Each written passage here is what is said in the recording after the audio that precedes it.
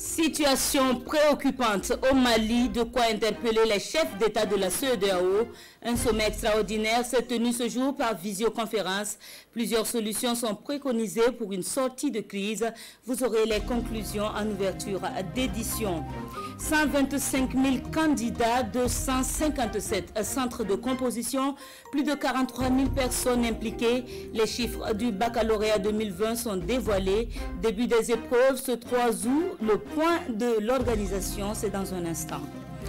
Et la crise au conseil municipal de Bobo relève-t-elle désormais du passé? En attendant une réponse formelle, la première session ordinaire s'est enfin tenue en présence de 160 conseillers. Entre excuses et sentiments de gratitude, le maire promet engranger des résultats dans la collégialité. Les détails, c'est à suivre dans cette édition. Il symbolise l'ancêtre des masques sacrés du Mogo. Placé en plein cœur de la capitale, il a été dérobé par un groupe de jeunes. Un acte qui choque et qui est dénoncé par le mouvement Culture Action. Ce qui s'est passé dans quelques minutes. Et ce sont là les titres de votre 20h. Madame, monsieur, bonsoir. Un sommet extraordinaire de la CEDEAO avec en toile de fond la crise sociopolitique au Mali. La rencontre s'est tenue ce jour par visioconférence par le président du Faso et ses pairs. Un appel est lancé par le président en exercice Mahamoudou Issoufou pour une sortie de crise. La situation, selon ses dires, interpelle tous les pays et le présent sommet doit proposer des solutions durables et des décisions fortes à même de garantir la stabilité au Mali et dans la sous-région. Le sommet s'est refermé avec l'adoption des conclusions. Elles sont exposées par le ministre des Affaires étrangères, Alpha Bari. La CEDEAO s'est voulu ferme donc sur le président de la République, le président Ibrahim Boubacar Keïta, à savoir que, étant élu donc de façon constitutionnelle, il devrait donc demeurer et en aucun cas on devrait accepter donc une quelconque démission. Le sommet a réaffirmé également en ce qui concerne l'exécutif que du moment où il y a un Premier ministre qui a été déjà nommé, il faut que rapidement on puisse nommer des ministres de souveraineté, c'est-à-dire défense, affaires étrangères, justice, finances et sécurité, pour permettre donc au gouvernement de pouvoir, enfin à l'État de pouvoir fonctionner. Le sommet a demandé donc que les députés, les 31 députés qui posent problème, qu'ils puissent démissionner de leur fonction de député, afin donc de faciliter donc une résolution de la crise. Et il y aura donc la mise en place d'une nouvelle cour constitutionnelle et il est prévu qu'il y ait des sanctions individuelles et ciblées contre tous ceux qui vont faire obstacle donc aux résolutions qui vont être prises ou les décisions qui vont être prises.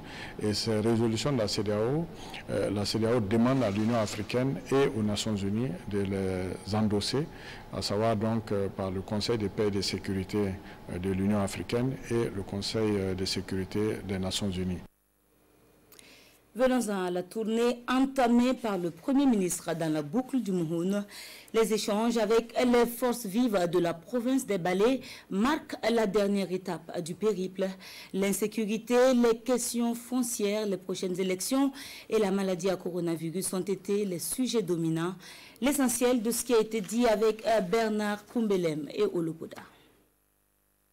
Je suis venu vous écouter et recueillir vos préoccupations et propositions dans le but d'opérer des choix stratégiques en fonction des réalités du terrain. Ces propos sont du Premier ministre et aussitôt prononcés, la parole s'est libérée.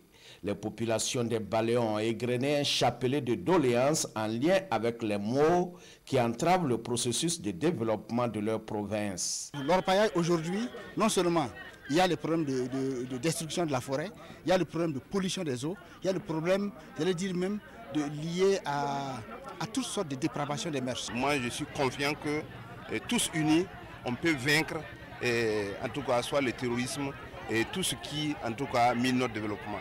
Voilà, il faut l'unité nationale. La question foncière, la fidélisation des jeunes filles à l'école, la déconcentration des fonds de soutien aux jeunes et aux femmes et le Covid-19 sont autant de préoccupations auxquelles le chef du gouvernement et les ministres ont apporté des éléments de réponse. Les populations éprouvent une certaine satisfaction pour le travail que le gouvernement fait. Elles ont évoqué les investissements qui sont réalisés dans différents secteurs du développement économique et social, mais bien évidemment, elles considèrent qu'il y a encore des efforts à faire et elles invitent le gouvernement à faire des efforts pour que le bien-être que nous poursuivons tous, le développement économique de ce pays-là soit une réalité au niveau de toutes les régions de ce pays. Pour Christophe Joseph-Marie Dabiré, le gouvernement travaille pour réussir l'organisation des élections transparentes et apaisées dont les résultats seront acceptés de tous au soir du 22 novembre prochain. Christophe Dabiré qui encourage également l'engagement dans les domaines du pastoralisme et de l'agropastoralisme. 58 jeunes de la boucle du Mouhoun ont été formés durant 9 mois par le ministère des Ressources animales en collaboration avec le programme régional d'appui au pastoralisme Sahel. Ils ont reçu leur kit d'installation des mains du Premier ministre, comme nous le montre ce reportage de Yves Rwamba et Karim Ouetraogo. 58 jeunes agro-pasteurs sont désormais aptes à se lancer dans la couture, la maçonnerie, la coiffure, la soudure, la mécanique auto et la menuiserie. Ces jeunes en fin de formation reçoivent ici à Dédougou des kits d'installation des mains du Premier ministre Christophe Dabiré. La formation là s'était bien passée réellement. Donc je remercie tous les membres du projet et puis je remercie le gouvernement aussi, ce qu'il nous a fait. Je préfère mon propre atelier pour le travail là, pour nourrir ma famille. La diversification des sources de revenus à travers la pratique d'autres activités contribue à faire face aux risques climatiques et économiques ainsi que les conflits qui pourraient affecter le revenu final du producteur. Donc en dehors de conduire les animaux, ils pourront à présent faire de la couture, de la coiffure, de la maçonnerie, de la mécanique moto, etc., etc. Donc c'est dans ce sens que nous avons formé ces jeunes pendant 9 mois. Et aujourd'hui, à l'issue de cette formation, nous avons aussi avec le concours de la Chambre d'industrie, de commerce et d'industrie, les former pour la gestion d'une entreprise et leur doter maintenant de kits. Voilà ce que nous attendons d'eux, c'est nous leur donnons l'opportunité d'avoir un emploi dans leur terroir et de pouvoir avoir des revenus, s'occuper d'eux-mêmes et de leur famille. La formation de ces jeunes agro-pasteurs et les kits d'installation ont coûté plus de 36 millions de francs CFA au PRAPS. J-7, disons-le ainsi, pour les aspirants au premier diplôme universitaire, que faire comme point de l'organisation de la présente session.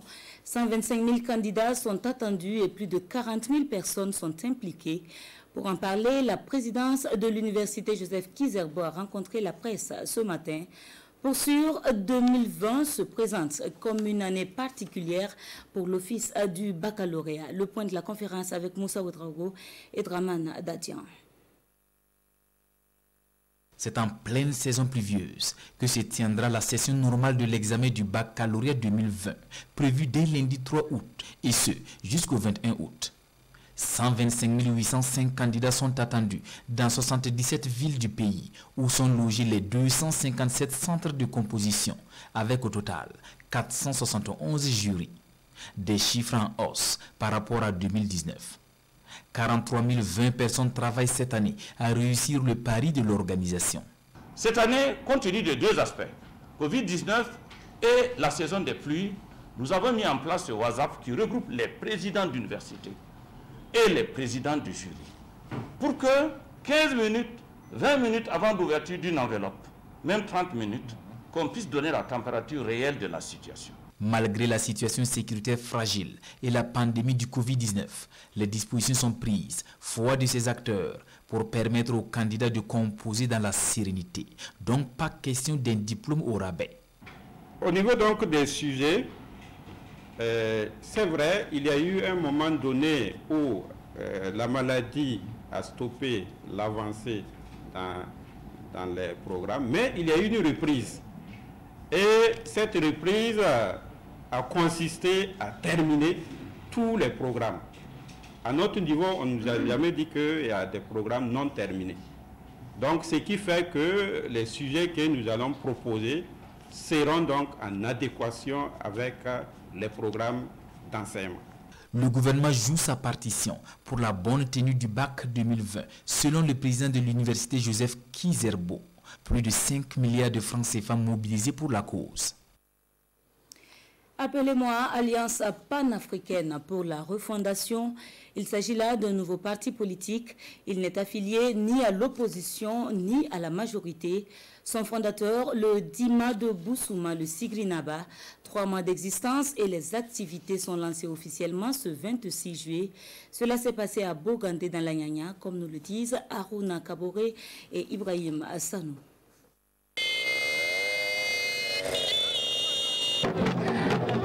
Dès l'entrée du Bougandé, c'est en grande pompe que les militants de l'Alliance panafricaine pour la refondation Tiligré APR accueillent leur président.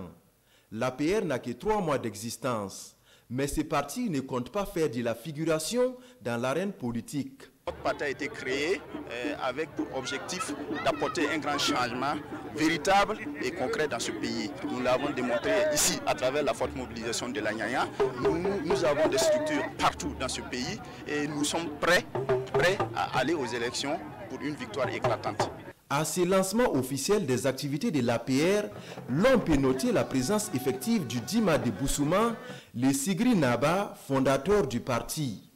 Fils de la région, Amos Gutanga est le représentant provincial de l'APR. Vous avez remarqué que nous ne sommes pas là pour faire des promesses bidons. Aucune promesse n'a été tenue parce que déjà notre population nous connaît assez. Nous sommes des hommes de parole. Sans dire même un mot, les gens savent, voient déjà ce que nous faisons. C'est pour cela qu'ils comptent beaucoup sur nous et savent que si nous arrivons au haut sommet, nous allons faire beaucoup de choses pour eux. Le bord politique, ça nous importe peu ces temps-ci. C'est que si nous allons aux élections, nous avons des députés qui vont aller à la conquête. Au parloir, les représentants des coutumiers, des jeunes, des femmes et de nombreuses personnalités ont réaffirmé leur soutien à l'APR. Lui se réclame de l'alliance des partis de la majorité et veut relever les défis de l'insécurité et du développement. Créé en août 2019, il a pour appellation le Rassemblement des Mains Blanches. À travers une conférence de presse, les premiers responsables ont présenté le mouvement et leur ambition de soutenir le candidat du MPP, Moussa Ouedraogo et Sékou Zongo. Le Rassemblement des Mains Blanches, en abrégé, RMB, est le nouveau venu dans l'arène politique burkinabé. À travers cette conférence de presse, le parti annonce officiellement sa sortie, une sortie qui se veut singulière dans cette salle de ciné, comme pour rendre hommage à un homme, le président Thomas Sankara. Et c'est là toute la particularité du RMB selon les conférenciers. Notre parti se veut un creuset de veille de conscience de toutes les couches sociales, de toutes les catégories socio-professionnelles, afin que la politique soit considérée comme un sacerdoce, un comportement citoyen et non comme l'apanage d'une minorité d'intellectuels. Aussitôt né, le Rassemblement des Mains Blanches n'attend pas être un observateur de la vie politique burkinabé. Salam Sawadgo et ses camarades appellent ici à l'union de tous afin de faire du Burkina une destination privilégiée. Vous chantez à chaque fois, ces partis politiques, que vous êtes des patriotes, mais je demande à chaque Burkinabé de mettre un peu d'eau dans son vin. Si vous aimez ce Burkina Faso, laissez tomber vos intérêts égoïstes pour qu'ensemble, le combat commun que nous avions avec légitime président. Le Rassemblement des Mains Blanches, RMB, est un parti qui se réclame du libéralisme objectif. Affilié à l'alliance des partis de la majorité présidentielle, le RMB est implanté dans 15 provinces du Burkina et soutient la candidature de Roch-Marc Christian Kaboré à la présidentielle de novembre prochain, selon les conférenciers. Autre mouvement, même son de cloche, le soutien au président Kaboré lors de la présidentielle. Jeunesse dynamique pour Roch est lancé officiellement ce jour à Ouagadougou. Le lancement qui marque aussi le démarrage des activités de mobilisation des populations autour de la candidature du président. Vincent Kienrebego pour la présentation. Pour soutenir la réélection de Roch Marc Christian Kaboré à la présidentielle du 22 novembre, un mouvement de jeunes est né. Le mouvement Jeunesse Dynamique pour Roch 2020. Jeunesse Dynamique pour Roch 2020 est une initiative spontanée de jeunes burkinabés issus essentiellement du secteur informel et qui perçoivent dans la vision 2020-2025 du candidat Roch Marc Christian Kaboré les clés de la victoire de notre peuple face aux nombreux défis qui l'assaillent.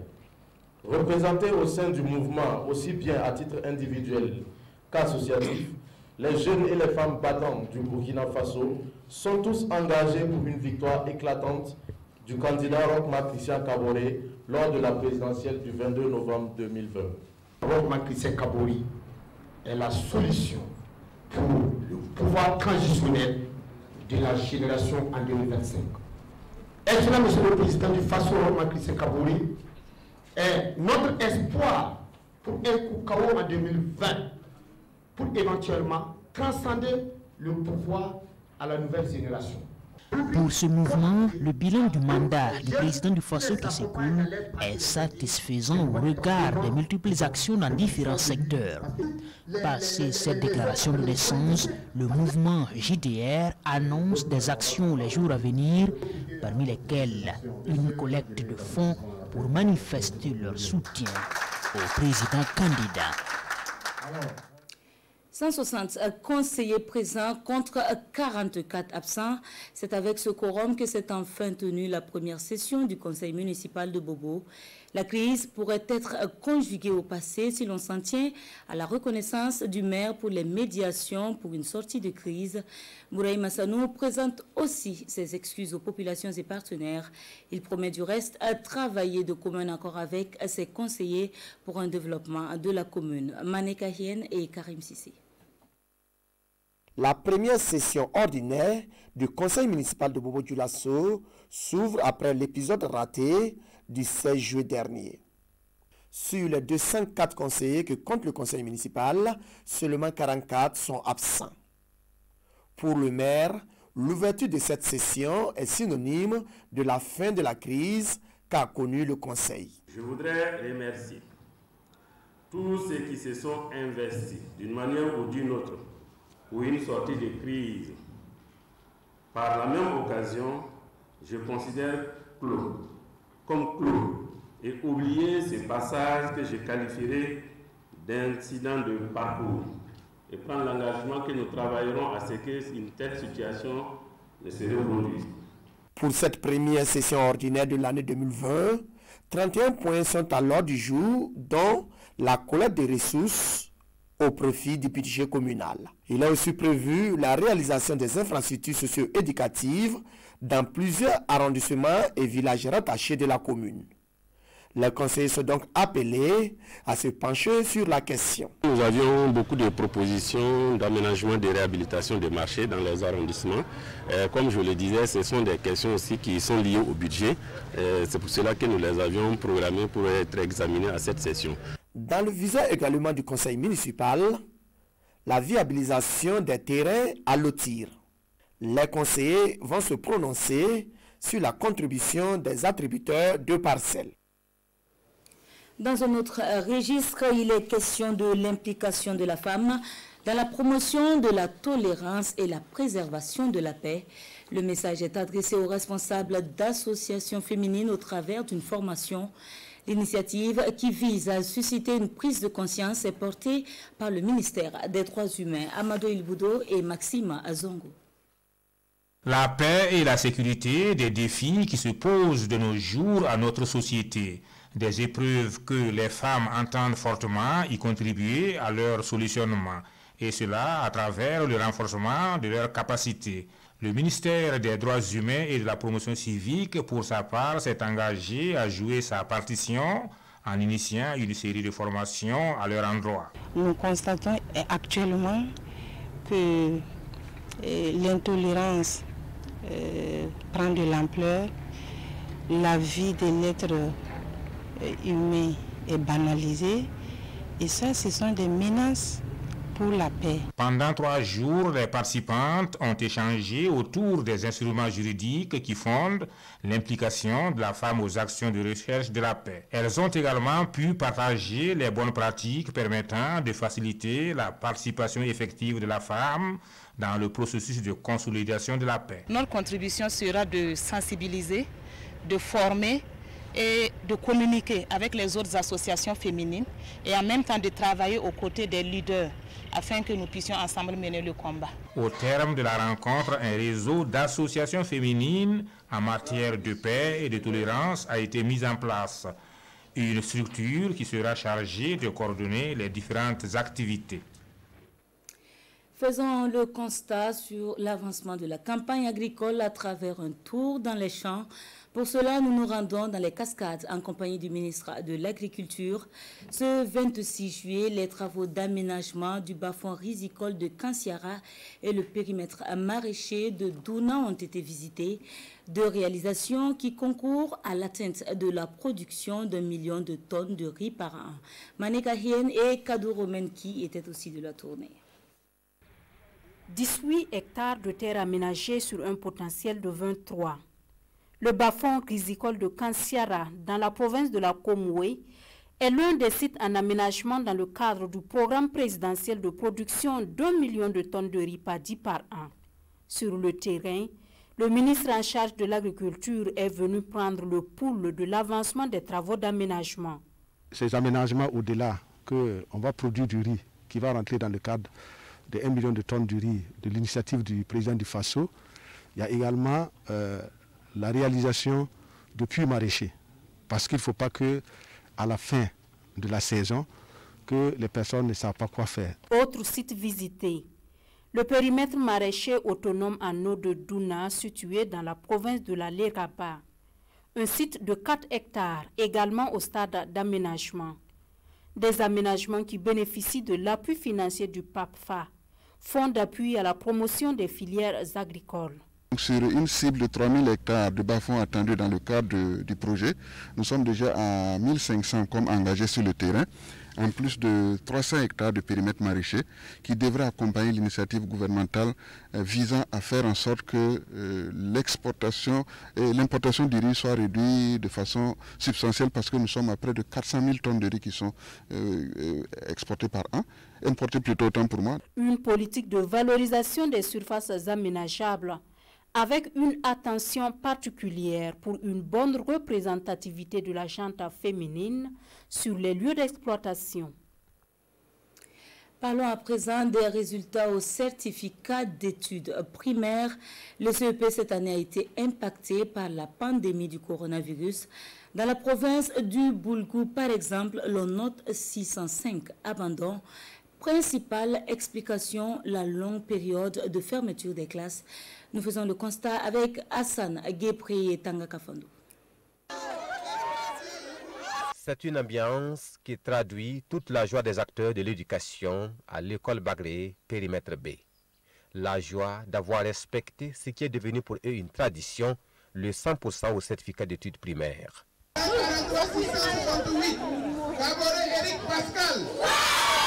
Cette année encore, l'école enregistre ce taux pour la 8e fois consécutive, 90 candidats présentés, 90 admis.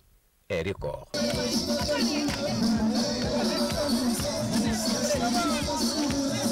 On a présenté 88 candidats, tous les 88 sont admis 100%. Vraiment, la méthode a marché, c'est comme d'habitude nous avons toujours coutume de faire. Sincèrement, je ne fais que rendre grâce vraiment au Seigneur, toutes les grâces reçues et dire vraiment merci à l'ensemble des collaborateurs qui nous ont soutenus. Je suis à ma 3e année de 100%. J'ai oublié toutes les souffrances, oui. Toutes les souffrances, j'ai oublié ce matin, en tout cas. Dans la circonscription de Bagré, tout comme dans la province de Boulgou, les résultats au CEP cette année ont connu une nette amélioration par rapport à l'année dernière, malgré le contexte du Covid-19. Nous avons discuté au niveau de la province de Boulgou. Et pour les résultats qui sont parvenus, je crois que nous avons autour de CSR. Et comme vous l'avez constaté, Bagré a réalisé un taux de 81%. Nous avons une autre CSR donc à Komtoga qui vient donc de nous proclamer donc, des résultats qui tournent autour de 82%. Et il y a d'autres serres dont les gens aussi entrent donc 70 à 80%. Le seul bémol, le taux d'abandon qui a nettement augmenté, 605 absents dans la province, soit 3%, un chiffre expliqué par la longue période morte causée par le Covid-19. Comment le patronyme éloigne ou rapproche du pouvoir traditionnel dans le Yatenga? La question est l'objet d'une thèse présentée à l'université Joseph Kizerbo de Ouagadougou. Son auteur, Ali Ouedraogo, ancien conseiller technique au ministère de l'Éducation nationale. La manipulation des identités dans les compétitions pour l'accès au pouvoir est mise à nu, comme nous l'expliquent Amadou Ilboudo, Fousseni Kindo et Amadou Marcel Tou. L'étude met l'accent sur l'analyse des différentes identités qui ont existé pendant la période précoloniale, celle coloniale et postcoloniale. Elle permet d'identifier les différentes réformes constitutionnelles imposées par le Nanamsé des origines à nos jours. L'auteur démontre dans sa thèse que des noms de famille de peuples autochtones et allogènes ont été imposés aux Nakomsé de Veille-Souche. C'est ainsi que des Nakomsé, c'est-à-dire les nobles, ont été hiérarchifiés, marancisés et rendus forgerons. Une thèse originale de l'avis des chercheurs. La thèse est intéressante parce que ça relève aussi les limites de notre démocratie. Aujourd'hui, on dit que la démocratie, c'est le pouvoir à ceux qui sont méritants par leurs compétences personnelles. Mais quand on constate qu'il y a un usage du patronyme pour arriver au pouvoir, évidemment, qui dit patronyme ne dit pas forcément compétence. Donc ça peut fausser aussi le jeu démocratique. Il ressort donc de la thèse que les mobiles des changements d'identité sont liés aux compétitions pour le NAM, la lutte pour éviter les exactions coloniales et l'expansion de l'islam. Mais aujourd'hui, Naba Kiba, actuel roi du Yatenga, tente de redonner au NAM toute sa noblesse. Au niveau de Naba Kiba, on retrouve qu'aujourd'hui, c'est le roi qui donne beaucoup plus d'importance en quelque sorte à la royauté au Yatenga. Et il revient sur les patronymes, sur les Nakomsé de vieilles souches, comme sur les Nakomsé de anciennes souches. La thèse a été soutenue avec brio et l'impétrant a été déclaré digne du grade de docteur en histoire avec la mention très honorable. Et cet autre titre de l'actualité, le vol d'une statue en plein cœur de la ville de Ouaga. Elle symbolise l'ancêtre des masques sacrés du Mogo. Elle a été offerte par l'ordre des architectes du Burkina pour être fixée dans un des ronds-points de la capitale. Elle n'aura malheureusement pas eu le temps d'être inaugurée que déjà elle est soustraite de façon frauduleuse. De quoi irriter le mouvement Culture et Action qui, à travers un point de presse, interpelle les autorités. Sekou Zongo. Il y a quelques jours, elle trônait encore sur ce site artistique et culturel en plein cœur de Ouagadougou. La statue de Rimba, où l'ancêtre des masques sacrés du Mogo a été vandalisée, une situation dénoncée à cette conférence de presse. Sa statue a été vandalisée par un groupuscule de jeunes accompagné d'un soi-disant chef traditionnel. Vous comprenez donc notre déception et notre surprise d'apprendre la destruction de cette statue par des personnes se disant garantes de la tradition. Et pour nous, aucune raison, aucun prétexte ne peut justifier que l'on détruise ce symbole. La statue symbole de l'ancêtre des masques sacrés du Mogo est ainsi dérobée. Une raison suffisante pour Wenyam Thomas Dakin Ouedraogo d'interpeller les gardiens des valeurs culturelles. Nous interpellons ainsi le Mogo Naba, chef suprême de Mosé, dont le nom seul incarne la paix et le dialogue, à se saisir de tels agissements qui ne sont pas à l'honneur des acteurs. Nous interpellons également nos autorités administratives à condamner de telles actions de vandalisme. Des enquêtes sont ouvertes par les autorités, selon le président du mouvement Culture Action. L'association, elle, compte déposer une plainte contre X afin que les commanditaires et les exécutants puissent être retrouvés et sanctionnés à la hauteur de leurs actes. La culture vécue et exprimée par les personnes vivant avec un handicap. Et nous sommes à la 6e édition de Handi Talent. La rencontre tenue à Pau a fait la part belle aux prestations musicales, aux conférences et aux œuvres sociales. Les détails avec Jean-Eudes Bayala et Amadou Marcel Atou.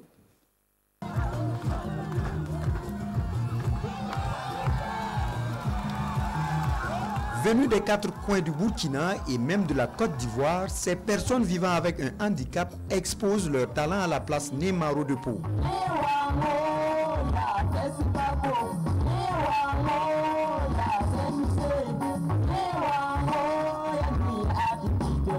Au plan musical et dans toute autre création, elles s'expriment au nom de la paix et de l'inclusion.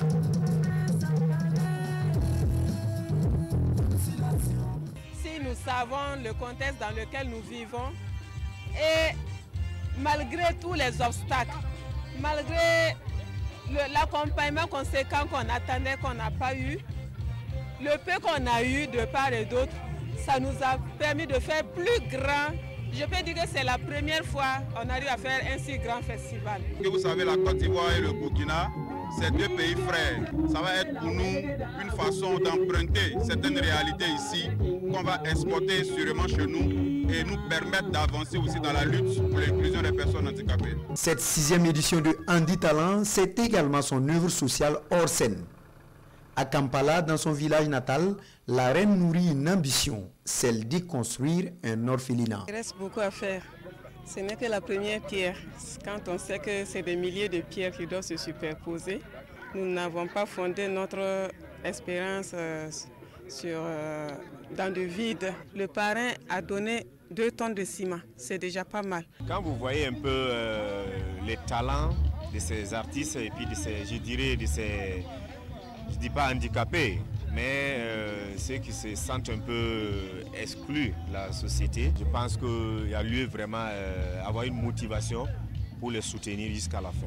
Bénédiction, le 4e album de l'artiste, voit également le jour et suscite déjà la création chez les jeunes dans toute la province du Naouri.